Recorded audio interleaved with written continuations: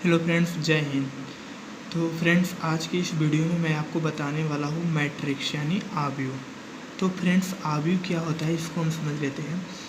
किसी भी एक आयताकार बॉक्स में कुछ एलिमेंट्स पंक्ति और कॉलम के रूप में अगर रख दे तो उस पूरे प्रोसेस को हम आव्यूह कहते हैं। जैसे मैंने एक बॉक्स लिया जिसे इसको हम बड़ा ब्रैकेट कहते हैं। इसमें मैंने कुछ एलिमेंट्स रखा 2, 6, 4, 9, ये अव्यय है। तो फ्रेंड्स, आप ये देख सकते हैं कि यहाँ पर हम ज़्यादा भी रख सकते हैं एलिमेंट्स, लेकिन हम 4 एलिमेंट्स रखे हैं। तो फ्रेंड्स, इसमें क्या हुआ कि ये आपका क्या हुआ, एक आव्यूह हुआ। इसमें हम समझते हैं कि किसे कॉलम कहते हैं, किसे पंक्ति कहते हैं। तो फ्रेंड्स, मैं आपको बता दूं कि जो अगर आप इस पट साइड से इस तरह करेंगे तो गिनेंगे, अगर नीचे से गिनते हैं तो ये होता है आपका पंक्ति, जैसे 1, 2, और ऊपर से गिनेंगे तो वो होता है कॉलम, जैसे 1, 2। तो इसमें आप देखते हैं कि 2 कॉलम है और 2 पंक्ति है। इसे हम कोटि भी कहते हैं, ऑर्डर, अर्थात मैट्रिक्स का जो ऑर्डर होता है वो हम इससे दर्शाते हैं 2x2। तो फ्रेंड्स, आप समझ सकते हैं कि इसमें पंक्ति कॉलम 2, 5 और ये भी कॉलम 6, 9 है। इसी तरह पंक्ति 2, 6 और 5, 9। तो इस तरह आप समझ सकते हैं।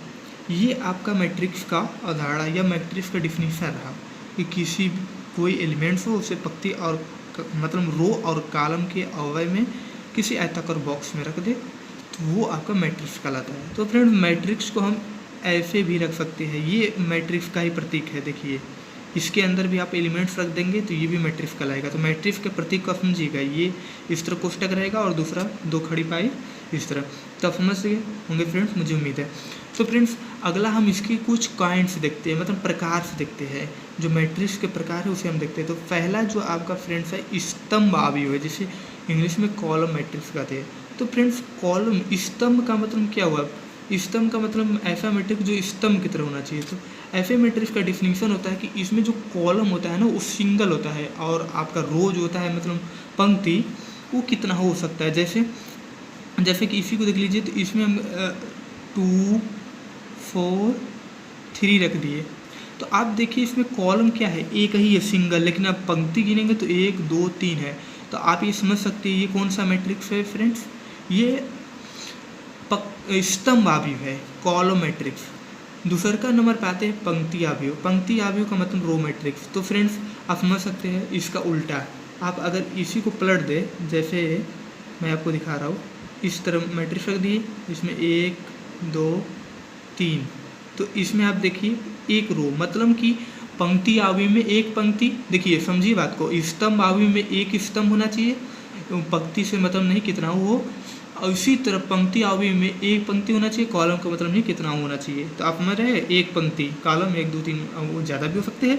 तो फ्रेंड्स, आप समझ गए, ये दूसरा रहा आपका पंक्ति आव्यूह। तीसरा आपका फ्रेंड्स कह रहा है क्षैतिज आव्यूह, हॉरिजेंटल मैट्रिक्स। और फ्रेंड्स, इसमें समझिए हॉरिजेंटल मैट्रिक्स। हॉरिजेंटल मैट्रिक्स का मतलब क्या हुआ, जैसे कोई हम संख्या आपको ले लिए तो आप इसको समझिए। तो हॉरिजेंटल मैट्रिक्स में क्या होता है कि उसमें जो स्तंभ की संख्या होती है ना वो रो की संख्या से ज़्यादा होती है।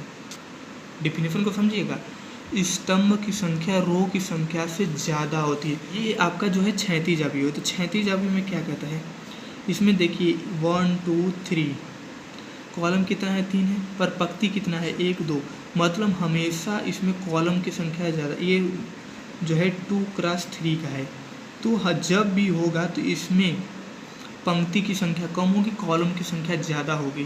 तो ऐसे मैट्रिक्स को हम क्षैतिज आव्यूह कहते हैं, हॉरिजेंटल मैट्रिक्स। अब वो इसके बाद वर्टिकल मैट्रिक्स आता है। तो वर्टिकल मैट्रिक्स अब इसका उल्टा है, इसमें क्या है, स्तंभ की संख्या ज़्यादा है तो इसमें पंक्ति की संख्या ज़्यादा रहेगी, इसमें पंक्ति की संख्या ज़्यादा रहेगी। वर्टिकल में किसकी संख्या ज़्यादा रहेगी, पंक्ति की संख्या ज़्यादा रहेगी।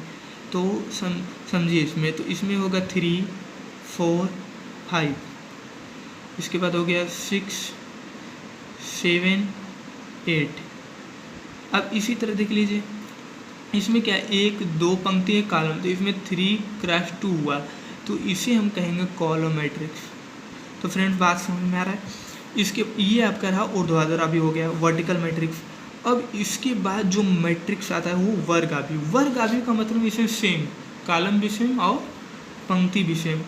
मतलब फ्रेंड्स कि आपका जो पंक्ति जितना होगा उतना ही कॉलम होगा।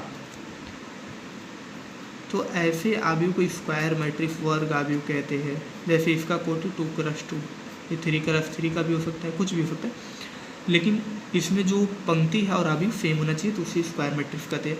अब फ्रेंड्स आते हैं अगला जो आपका है मैट्रिक्स, वो है मुख्य विकर्ण आव्यूह। जैसे फ्रेंड्स यहाँ पे देखिए, मैं इसको तीनों एग्जाम्पल आपको समझाऊंगा। अगला जो स्टेटस है इसमें देखिए क्या है, ये एक मैट्रिक्स है सिंपल सा।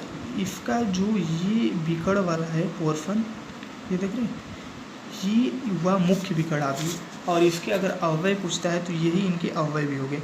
अब इसके बाद फ्रेंड्स आता है अगला जो आपका नंबर, अगला है आपका विकर्ण आव्यूह, डायगोनल मैट्रिक्स। तो डायगोनल मैट्रिक्स क्या होता है फ्रेंड, देखिए डायगोनल मैट्रिक्स ये रहा। अगर इसके जो डायगोनल है उसको छोड़ दे और सभी अवयव को जीरो कर दे, शून्य कर दे, तो वो हो जाता है आपका विकर्ण आव्यूह, डायगोनल मैट्रिक्स।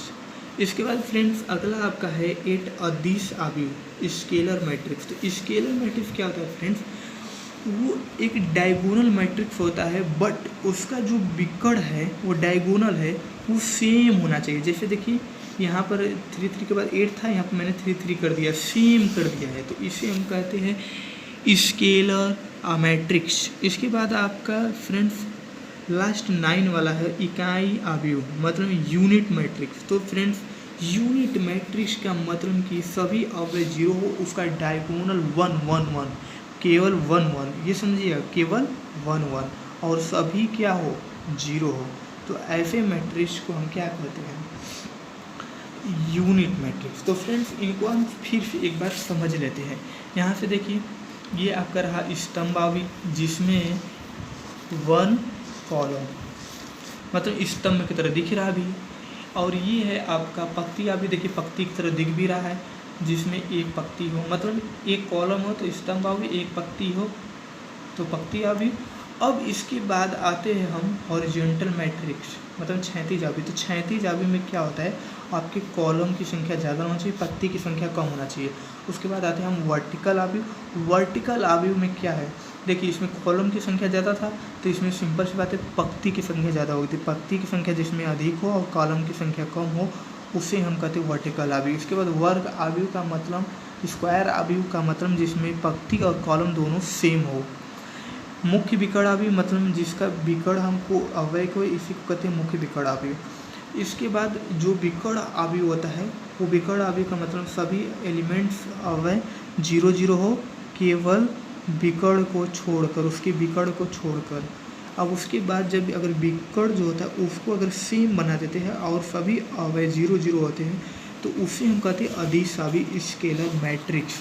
और सभी अवयव 0 हो, केवल उसका डायगोनल सभी 1 1 हो जाते हैं, तो उसे हम कहते हैं यूनिट मैट्रिक्स। तो मुझे उम्मीद है फ्रेंड्स ये वीडियो आपको अच्छा लगा होगा और आप समझे भी होंगे। तो फ्रेंड्स इस वीडियो धन्यवाद, अब मिलेंगे आपको अगले वीडियो में।